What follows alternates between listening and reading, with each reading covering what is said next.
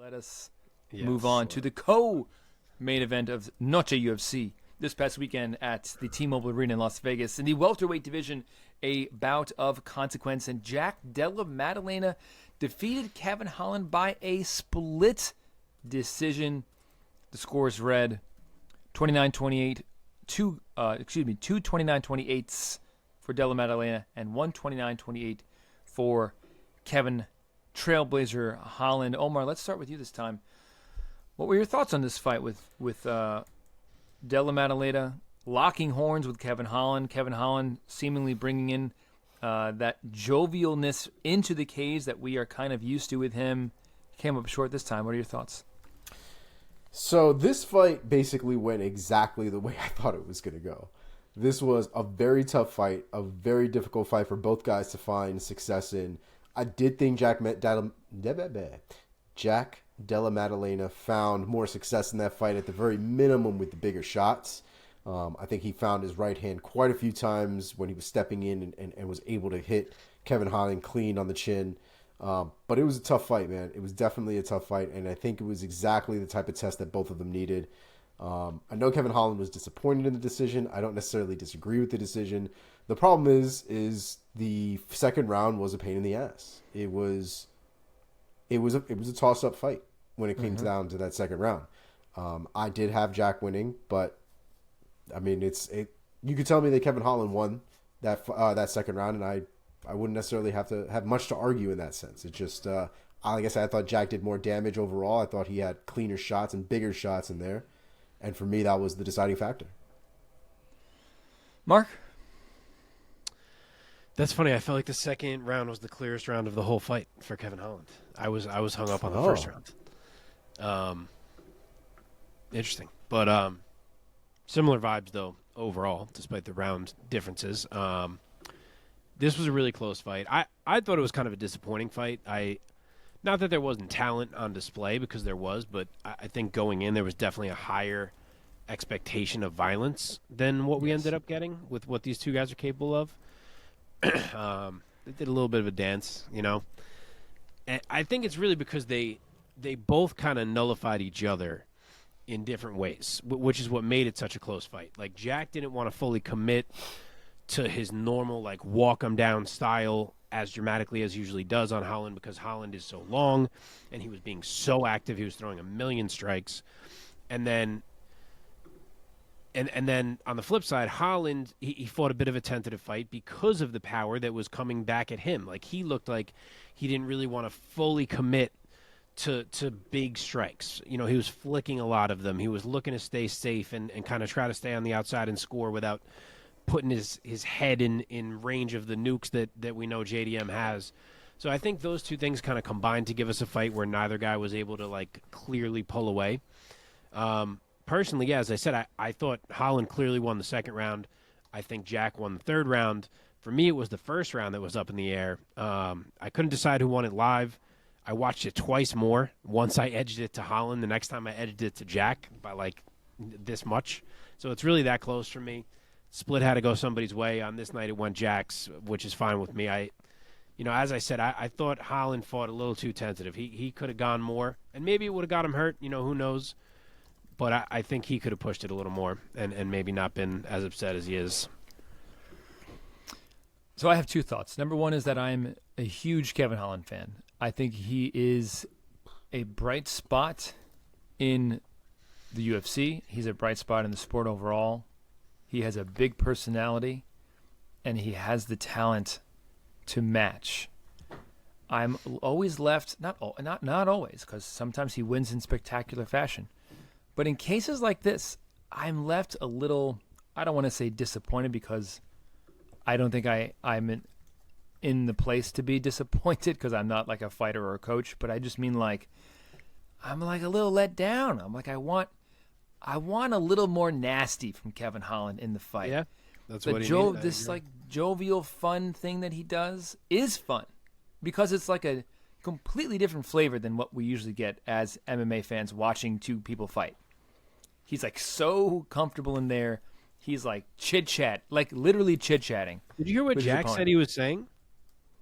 No. Well, yeah, what did he say? He said that he was telling him how fun how much fun he was having in the fight, and that they should definitely train together after the fight.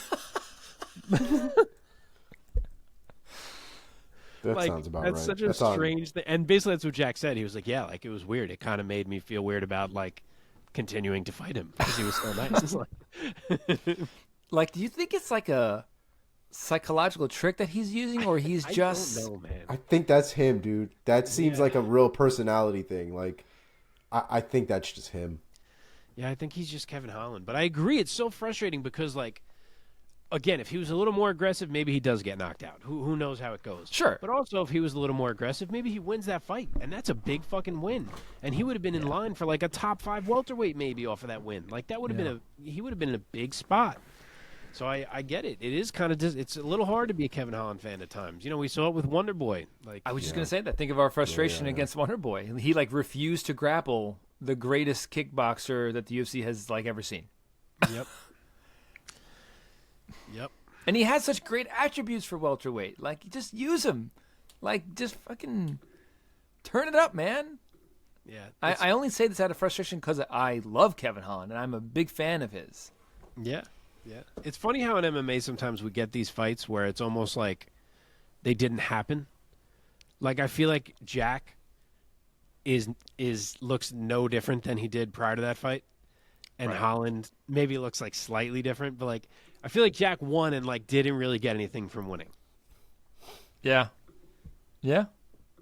It's a great fight, though. Because if Kevin Holland had engaged more, but he did. He threw a lot. He threw a ton of strikes, but like so many of them were like flicky little, you know, he just, as I said, I guess he didn't want to get in phone booth range and risk it, but yeah, it cost him. I'm reminded a little bit. It's a similar feeling that I have, I think, to sometimes watching the Diaz brothers fights, in that like it's just a little too much taunting guys and not enough engaging, and it's like it's almost in fights that they have lost on the scorecards, it almost was like they're taking a moral victory home with them. Like, oh, I clowned on this guy and I pointed and laughed at him, or I slapped him a couple times. But like against Carlos Condon, against GSP, or against Anderson, like Nick Diaz, like literally laid down in on the mat. It's like too much, man. Too much taunting. It's frustrating because he's so effing talented. Yep. Anyway, I'm gonna run into him one day. He's gonna smack me. So, let's talk about the winner here, Mr. Jack Della Maddalena. He does get the win. It goes in the books for him as a victory. So, Omar, looking out at the landscape of the welterweight division, who do you see as could be a good next opponent for JDM? Yeah, so Jack right now is number 12 in the division. He moved up a couple spots from last week. It's hard not to say that this man doesn't deserve like increase in talent, right? Like I think we just need to keep testing Jack and keep moving him up the rankings until we figure out what his ceiling is, if at all, because he looks great. You know, Ian Gary Machado is right on, you know, they're pretty much neck and neck when it comes to their rankings and their momentum in the division. I'm not super keen on them fighting at this particular minute, but I wouldn't be surprised if somehow that went in that direction. But if I had to give something to Jack, let me just look up real quick and just make sure this Chooch doesn't have a fight. And if he does, maybe it'll be the winner or the loser. Yeah, so I think Luque would be an interesting fight for Jack Della Maddalena. I'd be down for that. Mark? Yeah. To me, there's one guy that very clearly makes the most sense, and that is Vicente Luque. You know, Jack has won his last 2 fights, but he hasn't really set the world on fire in either of them. I don't think he should necessarily be fighting like the true tippity top just yet, and I think Luque is that perfect interim level type of fight. You know, he's going to bring it. He's well-rounded, just like JDM. He's a knockout threat, just like JDM. That's where I go. I think it's a great litmus test of how good Jack is. Huge litmus test, man. Because Luque is a legit talent, man. He's a legit top 10 talent. And that fight would just be fireworks, man. Like, don't blink. Yep. Probably somebody's going to go to sleep in that fight. Okay. What about Kevin Holland? I hope is staying at welterweight. What do you think, Mark? I hope so too. He's throwing out Magny. I feel like people are just kind of accepting his call out and saying he should fight Magny.